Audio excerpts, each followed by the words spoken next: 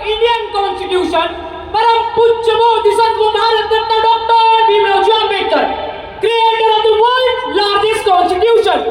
He was a world-class lawyer, social reformer, economics, and the real gem of India.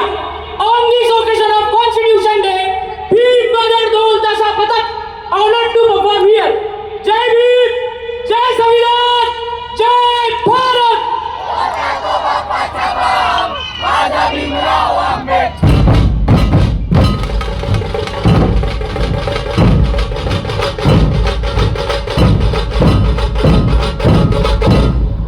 जय संविधान, जय संविधान,